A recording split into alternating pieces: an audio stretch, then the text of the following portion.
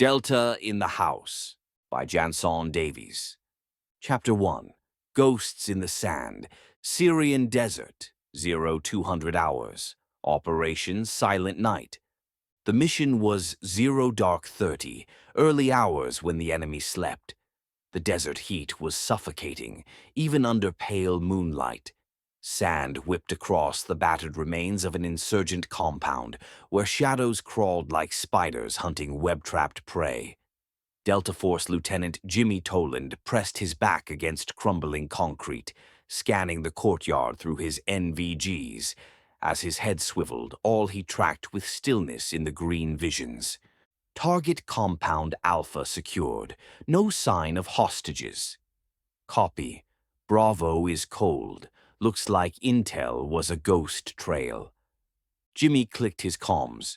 Hold perimeter. Echo team, breach southwest corridor. Eyes sharp. We're not alone.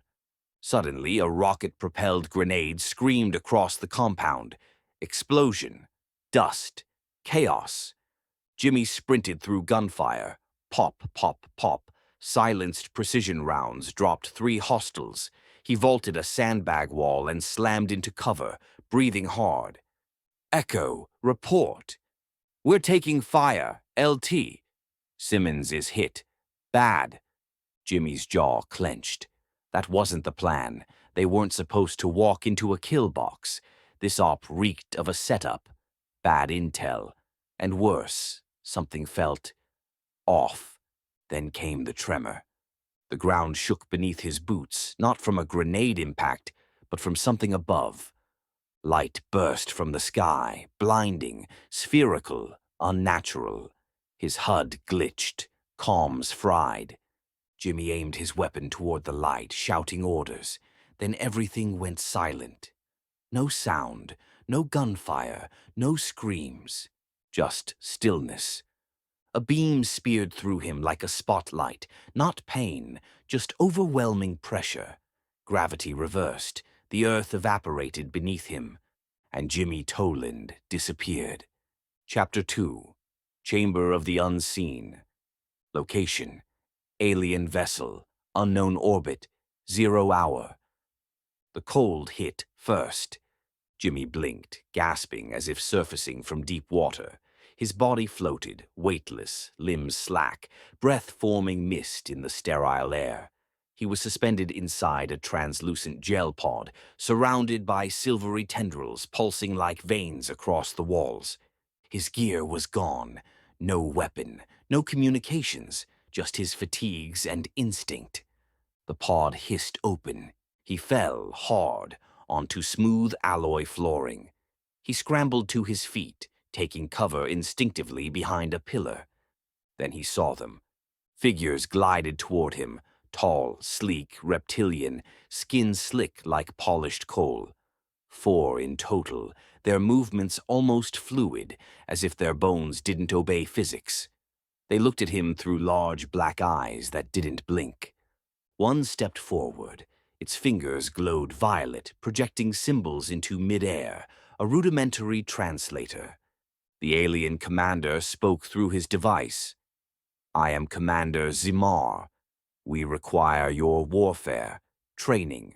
Earth-death merchants excel. Jimmy wiped blood from his forehead. Listen up, Alf. You abducted me mid-mission. What gives you the right? Zimar continued. Your absence is patched, unnoticed. You will return, intact. Jimmy's fists clenched. You want Delta's secrets, tactics, tough. I don't train alien scum. Silence. Then came a grinding sound. A corridor split open beside them, revealing what looked like a holographic arena. Simulated battlefields flickered to life. Jungle warfare, urban CQB, 0G combat zones, hordes of alien shock troops attacking outnumbered human forces. Zamar hissed, Teach us, or your world will know of our displeasure. Jimmy stared at the projection. He wasn't just a prisoner, he was leverage, a pawn. But the pawn, he reminded himself, always has the power to sacrifice himself for victory. He gave a crooked smile. Fine. Let's get this party started. Let's play soldier. Chapter 3. Tactical Simulation. Alien War Dome, orbiting a dead moon, plus 2 hours since abduction. Jimmy stood in the center of an amphitheater-sized chamber, its walls shimmering with holographic terrain. Scorched city streets, jungle ambush zones, desert outposts. Alien drones floated above, silently observing, data cores blinking like mechanical eyes. He was handed a console, half translation tech, half battlefield editor.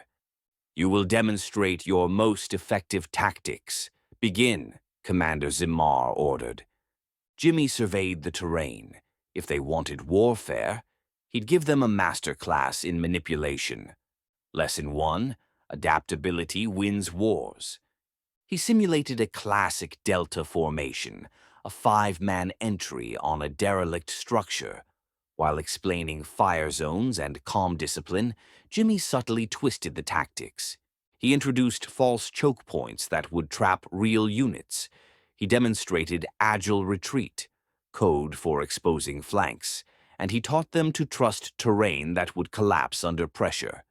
Zamar nodded approvingly. Jimmy grinned behind his calm. Lesson 2. Disinformation is the sharpest weapon. Training moved faster. Jimmy analyzed alien troop movement in real time. Their recon units relied on predictable flight patterns. Their command protocols lacked field autonomy. Their weapons charged slowly, devastating but vulnerable mid-cycle. He cataloged their weaknesses like an auditor studying a crumbling empire. Jimmy made a private log entry, embedded in his gear's neural patch, still active. Enemy show dependency on centralized control. If disrupted, coordination collapses. Recommend sabotage of command node architecture. Zamar interrupted. Your methods are efficient. We shall create battalions modeled on these tactics. Jimmy kept nodding, kept smiling. But inside, he was stacking matches, and Zimar was handing him gasoline. Then came the twist. Moving away from a group of alien watching from the sidelines, an alien, sleeker, quieter, pulled Jimmy aside, spoke in broken English. Me, my brothers be slaves. Zimar want Earth enslaved too, but we want Zimar gone. Jimmy's eyes narrowed. Then we have a common enemy. They exchanged data, access codes, schematics, fault lines in ship shielding. Jimmy's new mission was clear. Weaponize his training, recruit dissenters, disable Zimar's war council, and plant the seeds of rebellion. Later, Jimmy sat alone in his quarters, studying a map of Earth, glowing red under alien invasion simulation. Not happening, he muttered. I'll teach you war, but my lessons always end in your defeat. Chapter 4. Subversion Protocol. Location: alien vessel, engineering sector, plus 12 hours since abduction. The chamber was bathed with eerie light, walls layered in living circuitry, weapon racks floating along magnetic rails. Jimmy had memorized the layout, every corridor, every security drone, every anomaly in the aliens' movements. Tonight was step 1.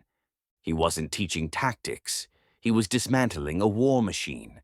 Jimmy moved calmly through the corridors, accompanied by 2 alien guards, muscle-bound sentinels with dual-core laser lances. Initiate tactical review. Earth combat improvisation, he stated, as if prepping a demonstration. They escorted him to a staging area loaded with energy rifles and data cores. Using his neural patch interface, clandestine tech stitched into his Delta uniform collar, Jimmy began the upload. He siphoned classified files on Zimar's empire structure. He triggered a silent virus into their training simulator code. He embedded false scenarios that predicted human defeat, bait for the alien strategists. But it wasn't just tech, Jimmy whispered to the alien dissenter. Kvar, a pale, spindly creature who loathed Zimar's authoritarian rule. Jimmy whispered, "You get me access to the reactor grid. I shut down the war forge. No forge, no fleet." Kavar nodded and slipped away into the shadows. Back in the training chamber, Jimmy ran another instructional demo, this time showing complex retreat maneuvers that folded the alien strike teams into crossfire traps. Zimar's generals watched, taking notes. Jimmy smiled. Lesson 3. How to Die Loud. But just as he finished the lesson, a high-pitched alert echoed through the ship. An alarm sounded. "Security breach. Level 11. Intruder activity logged." Hidden speakers broadcast. Jimmy stiffened. Kavar was compromised. Without hesitation, Jimmy grabbed the energy rifle he'd rigged with a delayed overload. "Time to drop the teacher act," he muttered and bolted. Jimmy sprinted through tight corridors, the ship's alarm pulses glowing red. Sentinels dropped in. He took 2 down with precise shots. One drone fired. Jimmy caught the blast across his ribs, grunted, and returned fire with a wall-piercing round. He ducked into a control chamber, slamming override panels and initiating a chaotic overload on the command grid. Jimmy rigged explosive charges on the war simulation core and reached Kavar, wounded but alive, and dragged him into an escape vent. Jimmy leaned down and whispered, "You gave me the blueprint. I'll bring the fire." As the charges ticked down, Jimmy launched into the dark of the ship's underbelly. Simulators burst in the distance. Tactical database wiped. Zimar watched the flames with dead eyes. The human has become aware of our plans. Chapter 5. Rebellion. Location: alien vessel, catacomb level, plus 20 hours since abduction. Smoke coiled through the ventilation shafts as emergency protocols scrambled the ship's skeleton crew. Above, the war simulations flickered, glitched, corrupted, scrambled by the virus Jimmy planted hours earlier. But deep in the vessel's underbelly, the real fire was just beginning. Jimmy crouched in the shadows alongside Kavar, listening to the panicked movements of alien engineers trying to stabilize the systems. Each floor pulse meant another reactor failure. Another thread in Zimar's empire was unraveling. "Nice job with the detonation sequencing," Jimmy whispered. "That'll keep them running in circles for hours." Kavar, weak but defiant, said, "Zimar will purge us. We must move soon." Jimmy nodded. "We're not only going to survive, we're going to win."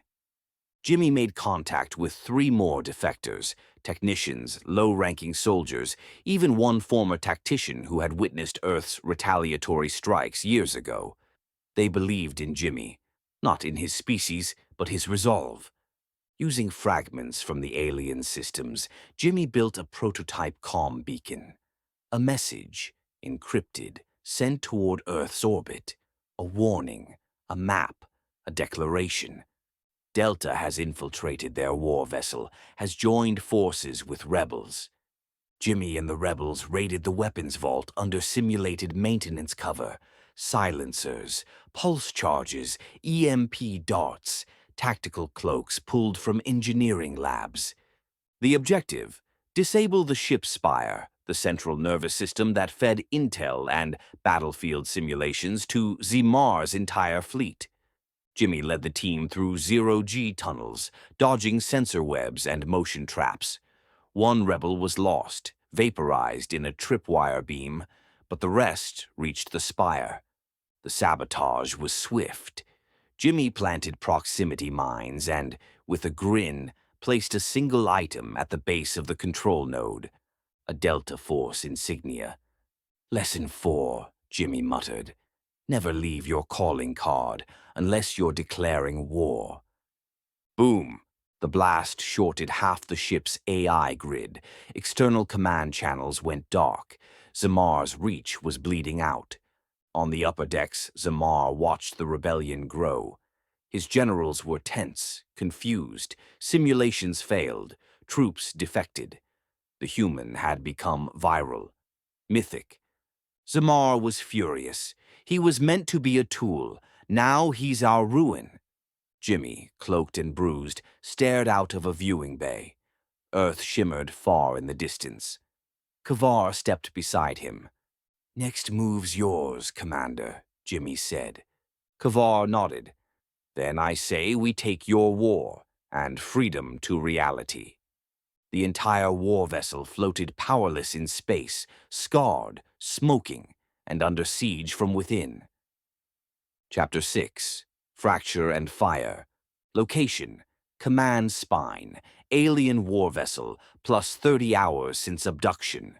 The rebels were ready, 7 strong, armed with repurposed alien tech and human will. The vessel's infrastructure groaned, power failures, communication blackouts, scrambled AI directives. Zamar's once flawless ship was now bleeding from 100 wounds. Jimmy led the charge through the command spine, the narrow vertical shaft connecting every operational deck. Zero-G turbines spun slowly, sparking from sabotage. Gravity here fluctuated, perfect for an unpredictable assault. "Time to flip the board," Jimmy muttered as he activated his custom tactical cloak and launched upward. On Deck 5, alien foot soldiers lined up for recoordination, vulnerable, confused. Jimmy's team hit hard. Kavar ignited a plasma net, trapping 5 enemy combatants. Jimmy somersaulted through the chaos, firing a stun burst that shorted their neural links. Echoing screams punctuated silent corridors. The rebellion had found its teeth. Jimmy knelt beside a control panel, slicing in. "We breach command in 10. Zamar goes down tonight." They hit the AI core next, where the war vessel's simulations, targeting systems, and strategy engines lived. Jimmy uploaded his final virus, Shadow Doctrine, a code that taught the ship's own sensors to fear Delta tactics, to panic. Any Earth-based movement patterns would now trigger defense shutdowns. Jimmy grinned. "Guess they really did learn something from me." The rebels detonated the Nexus. Lights burst across the ceiling. Simulators burned. The command deck was the last barrier. Jimmy and Kavar stormed into Zamar's throne chamber, walls high, adorned with holograms of conquered species. Guards lunged. Jimmy shot 2 down, slid under a blade slash, and embedded an EMP dart straight into the central command pillar. Zamar rose, voice booming. "You are a primitive beast. Your tactics do not win wars." Jimmy laughed. "But it wins revolutions." They fought, Jimmy using raw precision, Zamar wielding energy surges. The alien commander's strikes were brutal, but Jimmy was faster, sharper. Delta trained. In a final blow, Jimmy flipped over a shattered console, slammed Zamar into his own holo display, and activated the overload charge. Zamar collapsed, bleeding green blood. "You betrayed." "The lesson," he gasped, then died. "Number Y rewrote the book," Jimmy said. Chapter 7. Earth Orbit. Incoming. Jimmy stared out a wide viewing window. The war vessel, gutted, burning, tilted toward a jump portal. He'd launched a signal home. The cavalry was coming. Kavar stood beside him. "They will fear humanity after this. They'll worship its resilience." Jimmy, bleeding but defiant, replied, "Then let's give them something worthy of legend." This Delta mission was 1 vessel, 1 rebel army, 1 human hero, and a war that has only just begun. Epilogue. Victory Protocol. Location: Earth. Delta Force. HQ. 48 hours later. Jimmy Toland stood on the tarmac, boots caked in desert dust. A stealth transport waited behind him. Inside, alien schematics, threat logs, ship intel, everything the Defense Council needed to prepare for future incursions. His team had just wrapped the op he vanished from, the hostage rescue completed under fire. No casualties. They had adapted like he taught them. The world hadn't noticed he was gone, but it had no idea what was coming. In a briefing room buried beneath layers of concrete and clearance levels, Jimmy handed over a classified dossier labeled Alien Species, Commander Zimar, Counteroffensive Report. He spoke to the top brass calmly. They wanted tactics. I gave them collapse. They're broken, but they're not done. This was a test run, not a final assault. They're building more vessels, training new battalions based on corrupted data I fed them. One general leaned forward. How long do we have? Jimmy paused, then said, Not long, but now we know them better than they know us. He turned to leave, but hesitated. If they come again, Delta will be ready. Outside, the sun rose over the desert. Jimmy watched it, tired but alive. The war hadn't ended. It had shifted. And somewhere across the stars, his sabotage still reverberated inside alien networks. He didn't just escape. He infected their system with humanity. And the next time Earth faced invasion, remember the Delta Force motto, De oppresso liber, which means to free the oppressed. The end.